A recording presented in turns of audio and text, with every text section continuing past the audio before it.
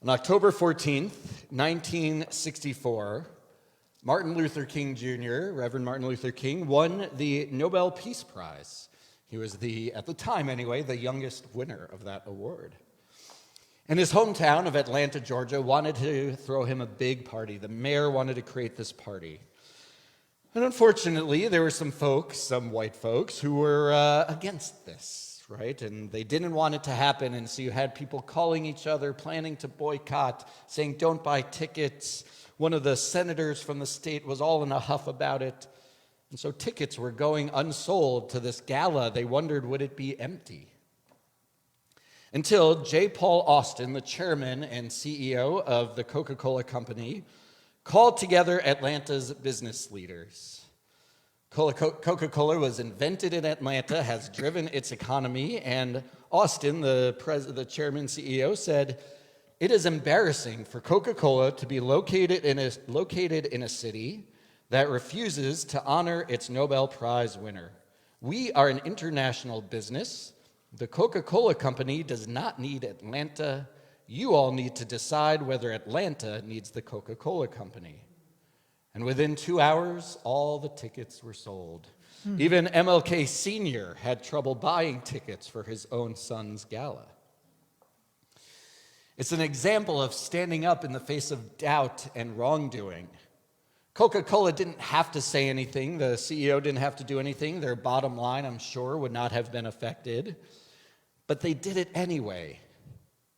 If only some of our ancestors had learned that lesson. That's what we discover in Shlach Lecha, our Torah portion. God tells Moses, and then Moses tells tells the Israelites to send 12 scouts to Canaan. Vaishlach otam, Moses sent them to scout Canaan, saying, go up there into the Negev and the hill country. What kind of country is it? He said, are the people strong or weak, few or many?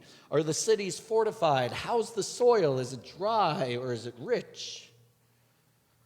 And so the 12 scouts go, they're gone for 40 days, they come back, having checked out the land and the people and the crops. And 10 of the scouts say, the land is pretty good, it's flowing with milk and honey, but the cities are fortified and the enemies are strong, they're giants even. Only Caleb and soon Joshua, 2 of the 12 scouts, said, no, we can overcome them, let's do this, we can do it, It's a matter of perspective. It's a matter of perspective. And so, unfortunately, the people follow the 10 scouts, not the 2. They basically rebel. God is angry and decides that this generation of Israelites cannot enter the promised land. Anyone 20 years old and up is destined to die in the wilderness, hence the 40 years of wandering. Only Caleb and Joshua will make it. It's a story of a lack of trust. It's a story of God and God's plan and how the people didn't trust God or that plan. They had lack of faith. It's a story of Caleb and Joshua's optimism. Now, a midrash, a commentary, a story based on the Torah, essentially asks, did everyone lack this faith? Did all the Israelites reject the optimism and God's plan? Surely some number of people had to believe in Caleb and Joshua. Why was everyone punished for what the 10 scouts brought back? And the Midrash basically says, sure, it's possible that some of these Israelites believed Caleb and Joshua, but it doesn't matter because we didn't hear from them. They never spoke up. They never said anything. The Midrash says, all Israelites over 20 years of age were condemned to die in the wilderness, even those who silently disagreed with the majority and favored Joshua and Caleb. Why were they included in the punishment? Because they did not speak up.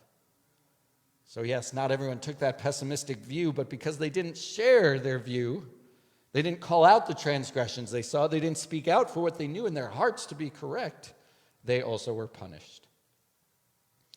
Sometimes I'm sure we feel like that nameless minority, the silent group of Israelites who agreed with Caleb and Joshua but didn't say anything.